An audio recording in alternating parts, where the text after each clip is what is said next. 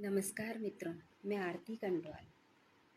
मैं बचपन से सुनती आती थी कि निंदक नियरे राखिए, और अब ये बात मैं साक्षात देख रही हूँ कि मेरे बहुत से निंदक आलोचक जो हैं वो मेरे इनबॉक्स तक आकर मुझे बहुत कुछ कह जाते हैं। लेकिन मैं आप लोगों से ये कहना चाहती हूँ कि हर सिक्के के दो पहलू होते हैं। मैं हर पहलू पर बात करती हूँ, लेकिन एक साथ दो पहलू पर बात करना मेरे लिए नामुमकिन है। इसलिए मैं अलग-अलग वीडियो या अलग-अलग आर्टिकल से आप लोगों के बीच में ये बात रखती हूँ।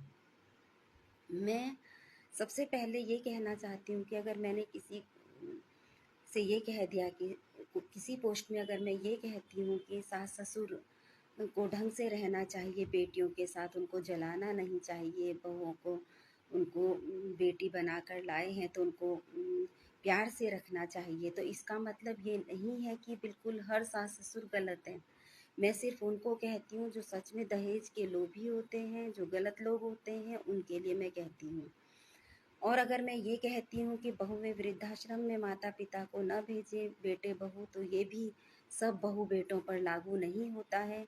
कई जगह हम देखते हैं कि बेटे-बहू अपनी तरफ से पूरी कोशिश करते हैं, पर सास-ससुर सच में नहीं मानते उस चीज़ को, तो ये उनकी भी गलती नहीं है। सिर्फ़ ये कहकर नहीं होता है कि वो बुज़ुर्ग हैं, बूढ़े हैं, ऐसा नहीं होता है। तो मैं हर पहलू में लिखती हूँ। मैं अगर बेटियों के कपड़ों के बारे में उनको थोड़ा-सा, वैसे मुझे कोई परेशानी नहीं है कि वो कुछ भी पहने, और मैं परेशानी अगर मैं कुछ कहती भी हूँ तो क्या, जो उनका मन होगा वो तो करेंगे ही। लेकिन एक सिर्फ़ इसलिए कहती हूँ कि शायद हमारी पीढ़ी के लोगों को ये बात बतानी ज़रूरी हो जाती है बच्चों को कभी-कभी, तो मैं इसीलिए कहती हूँ। और इसका ये मतलब नहीं है कि बिल्कुल हर बेटी इस तरह से फुहड़ता दिखाती है, ऐसा बिल्कुल नहीं है। और माता-पिता भी आज़ादी, कुछ माता-पिता बहुत आज़ादी देते हैं, तो उन्हीं पर वो चीज़ लागू होती है, ये नहीं कि हर माता-पिता उस पर आएँ।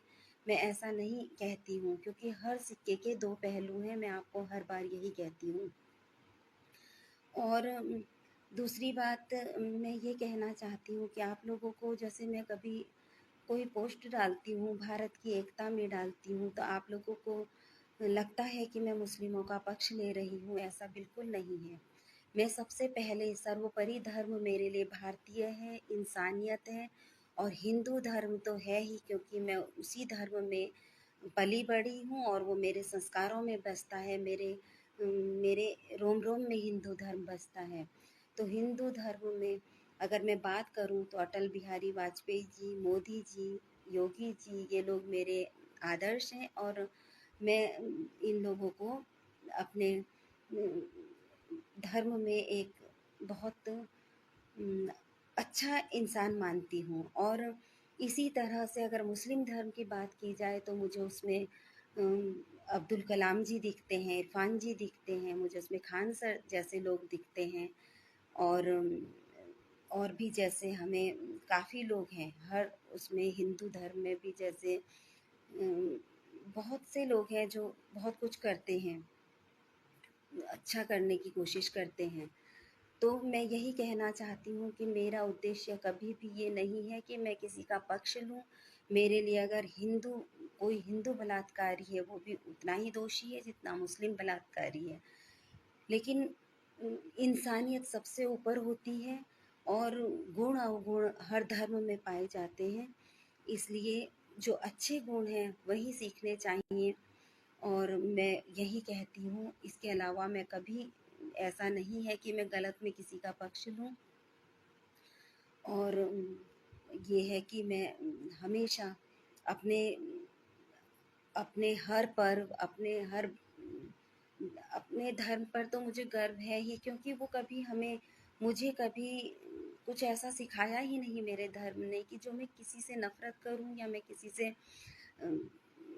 इतनी द्वेष भावना रखूँ किसी धर्म से। तो ये मेरा धर्म इसीलिए इतना महान बन जाता है। और मैं सोचती हूँ कि पता नहीं क्यों सभी धर्म तो यही सिखाते होंगे, ऐसा मुझे लगता है, पर पता नहीं। और मैं आप सभी से ये कहती हूँ कि देखिए, मेरी पोस्ट को बिल्कुल भी, जब तक आप लोग, मैं आलोचकों से कहना चाहती हूँ, आप ज़रूर मेरी निंदा कीजिए, आलोचना कीजिए, मुझे बिल्कुल स्वागत है आपका हमेशा। लेकिन मेरी हर पोस्ट, हर वीडियो ज़रूर देखा कीजिए कि मैं कहना क्या चाहती हूँ। मैं किस चीज़ पर आज फ़ोकस कर रही हूँ, किस विषय को लेकर आई हूँ, और आप लोगों के बीच क्या कहने की कोशिश कर रही हूँ। बस यही सब सोच कर फिर मेरी आलोचना किया कीजिए। और मैं बिल्कुल नहीं चाहती कि आप मेरे प्रशंसक बने, ये भी ज़रूरी नहीं है, आप मेरे निंदक ही बने रहिए, आलोचक बने रहिए। लेकिन पूरा जब तक सब कुछ दोनों तरह से मेरी वीडियो नहीं सुनते हैं, तब तक कोई ऐसी बात मुझ तक मत कहिए जिससे कि मुझे भी दुख हो और बार बार सफाई देनी पड़े कि मैं इस विषय पर कह चुकी हूँ, लिख चुकी हूँ। ये बहुत मेरे साथ होता है, और मैं आप सभी से कहती हूँ कि अ, मैं किसी ऐसे सास-ससुर का पक्ष नहीं ले सकती जो बहुओं को जला देते हैं, बहुओं को का शोषण करते हैं मानसिक रूप से, शारीरिक रूप से, या बहुओं के आँसू और बेटियों के आँसू में फ़र्क करते हैं। मैं ऐसे सास-ससुर का कभी भी पक्ष नहीं ले सकती, और मैं उनके लिए कभी सही नहीं कह सकती। और इसीलिए, और मैं किसी ऐसे बेटे-बहू का भी पक्ष नहीं ले सकती जो कि सास-ससुर का अपमान करते हैं और उनको घर से निकाल देते हैं।